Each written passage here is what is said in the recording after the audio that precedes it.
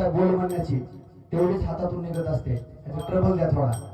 पडंतला खूप महत्व आहे पकवाजामध्ये. पकवाजामध्ये पडंत जशी तुमची तोंडातून निघते तशीच हातातून निघते.